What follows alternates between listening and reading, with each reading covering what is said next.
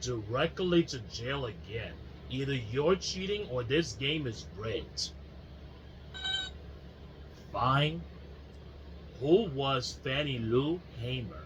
From Megan.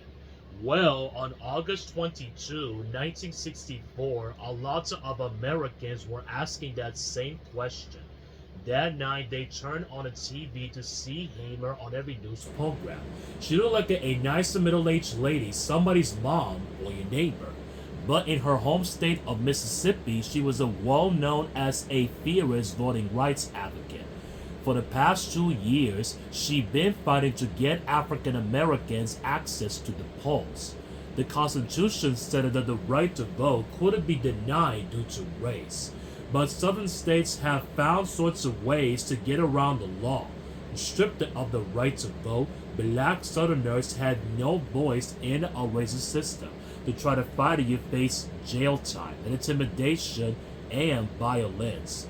Hamer had experienced it all, and in that night, she shared her story. And it was just a few minutes long but full of hardship and of brutality.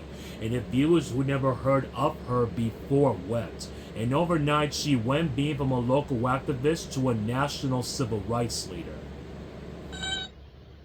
Hamer was born in Mississippi in 1970, the youngest of 20 children. Her grandmother had been enslaved, and her parents, like many descendants of enslaved people, were sharecroppers. A plantation owner rented them farmland in exchange for a share of their crops. But he also charged high rates for tools and other expenses. So like most sharecroppers, they were constantly in debt. Hamer had to leave school after 6th grade, but to help her family in the fields. As an adult, she earned a position of responsibility on a plantation. She recorded each farmer's harvest and tried to get them their fair share. Then, and in August 1962, the members of the Student Nonviolent Coordinating Committee, or SNCC, visited her church. All around the country, the civil rights movement was heating all the way up, and it's one of its major players. It is students, activists, and local community leaders but to join the fight. In Mississippi, they focused on registering black voters. They told the congregation they could sweep out racist officials. Hamer was stunned. She didn't even know that she had the right to vote. So when they asked for volunteers to go to register but to vote, she raised her hand all the way up high. No, it wasn't that simple. And an angry crowd gathered at the courthouse to meet the 18 volunteers. They tried to scare Hamer and the others from even trying to register. But the volunteers stuck together and made their way in. Inside the courthouse, the clerk was no more welcoming. He demanded the group to pass a test before registering. They were asked to explain a legal clause about the ex facto laws. Exactly, that was the whole point of literacy tests, to be nearly impossible to pass, so clerks can refuse anyone the right to vote. They also demand a poll tax, a fee meant to discourage will-be voters. No surprise, all the SNCC volunteers failed the literacy test. And on the way home, their bus was stopped by the police. They said its yellow color was illegal. Hamer sang a song to keep the group's spirits up until they were let go.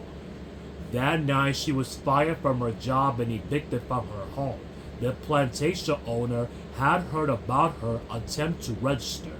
A few nights later, somebody shot at the house where she was staying. Afraid for her children, Hamer considered leaving town for good. But she could not convince herself but to leave the place that her parents helped build. She rented a house from a neighbor and took a job with an SNCC committee. Hamer's home became a gathering place for volunteers and civil rights leaders, and among them, she stood out. She wasn't male, young, well-educated, or in middle class. She knew what poor black families endured because she lived it. That first-hand experience made her a powerful speaker. She will often break into song to motivate crowds. Before long, she was well known for her singing voice as her activity, but her growing influence made her a target for racist attacks. She got threatening letters and phone calls, and her husband lost job after a job. Somebody threw a bomb at her house, though luckily it failed to explode. Then, in June 1963, Hamer and 6 fellow activists were arrested. They tried to eat at a whites-only diner. Local police held them for 3 days, beating and torturing them. Hamer's kidneys were permanently damaged, and she lost sight in one eye. Hamer and other activists realized the legal authorities were not going to change unless they were forced to. So, in 1964, they started a massive voter registration drive called Freedom Summer, and they brought hundreds of mostly white college students down to Mississippi. They went door to door registering black voters. It was dangerous work. 3 volunteers were being dead in the first week. The nation could no longer ignore what was happening in Mississippi. For the rest of the summer, stories of beatings and shootings made headlines all around the country. And at the end of August, Hamer and other activists went to Atlantic City, New Jersey. That was the site of the Democratic National Convention, the big event where the party chose its nominee for president. Each state sends a group of people to cast the official vote. And no surprise, Mississippi's representatives were all white. Hamer's group was there to challenge their authority. So the state executed black voters. They said the declaration was illegal. There are Mississippi Sioux representatives, and they have voter registrations to prove it. And the protest caused a lot of noise, and Hamer was giving a lot to speak. Before a national audience, she described what she had endured simply for trying to vote, being threatened and shot at by fellow citizens, being beaten by the police. She challenged the nation to consider for its own values. Hamer, is this America, the land of the free, of the home of the brave, where we have to sleep with our telephones off of the hooks, because our lives be threatened daily, because we want to live in a decent human beings in America. Her testimony replayed on the news for days. No, Hamer and her group were not seated at the convention. But a year later, President Lyndon Johnson was signed the Voting Rights Act of 1965, and it outlawed all kinds of barriers to voting, like literacy tests and poll taxes. And at the convention in 1968, Hamer was chosen to be an official Democratic National Convention delegate. She received a standing ovation. Hamer's activity continued way past her primetime moment. She fought for women's rights and protested the Vietnam War and ran for office for several times.